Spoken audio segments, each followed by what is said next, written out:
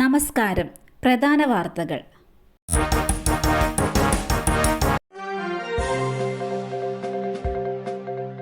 പന്ത്രണ്ട് ദിവസങ്ങൾക്ക് ശേഷം സ്വർണ്ണവില ഉയർന്നു. സംസ്ഥാനത്ത് ഇന്ന് സ്വർണ്ണവില ഉയർന്നു. 12 ദിവസങ്ങൾക്ക് ശേഷമാണ് സ്വർണ്ണവില ഉയർന്നത്. ഒരു പവൻ 22 ക്യാരറ്റ് സ്വർണത്തിന്റെ വില 200 രൂപയായാണ് വർദ്ധിച്ചത്.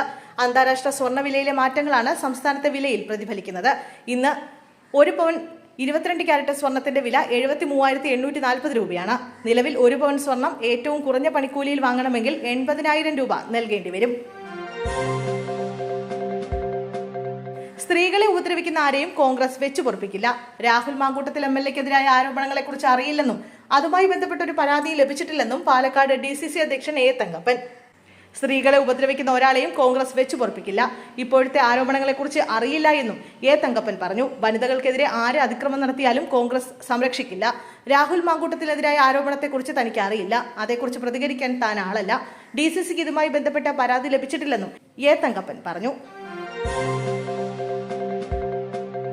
പറവൂരിലെ വീട്ടമ്മയുടെ ആത്മഹത്യ. റിട്ടയർഡ് പോലീസ് ഉദ്യോഗസ്ഥന്റെ മകൾ ദീപ അറസ്റ്റിൽ. ആശാ ബെന്നി എന്ന വീട്ടമ്മ ആത്മഹത്യ ചെയ്ത സംഭവത്തിൽ പ്രതിയായ റിട്ടയർഡ് പോലീസ് ഉദ്യോഗസ്ഥൻ പ്രദീപിന്റെ മകൾ ദീപ അറസ്റ്റിൽ. ആത്മഹത്യ പ്രേരണാകുറ്റം ചുമത്തിയാണ് പ്രതിയെ പോലീസ് അറസ്റ്റ് ചെയ്തത്. ആശാ ബെന്നിയുടെ കുടുംബത്തിന്റെയും അയൽവാസികളുടെയും മൊഴിയുടെ അടിസ്ഥാനത്തിലാണ് നടപടി. ആശയെ വീട്ടിലെത്തി ഭീഷണിപ്പെടുത്തിയവരുടെ കൂട്ടത്തിൽ ദീപയും ഉണ്ടായിരുന്നുവെന്നാണ് മൊഴി. മണിക്കൂറുകൾ നീണ്ട ചോദ്യം ചെയ്യലിനൊടുവിൽ ദീപയെ പോലീസ് നേരത്തെ കസ്റ്റഡിയിലെടുത്തിരുന്നു. പ്രദീപും ഭാര്യ ബിന്ദുവും നിലവിൽ ഒളിവിലാണ്.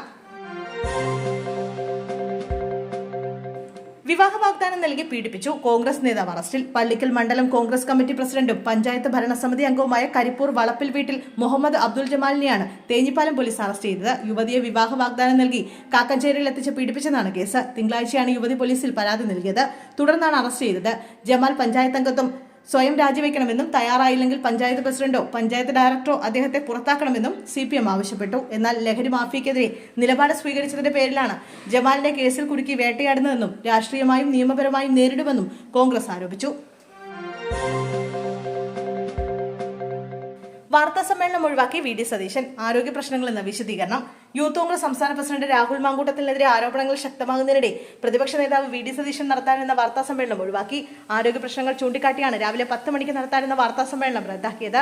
നിലവിലെ വിവാദങ്ങളിൽ പ്രതിപക്ഷ നേതാവ് കടുത്ത അതൃപ്തിയിലാണെന്നാണ് സൂചന.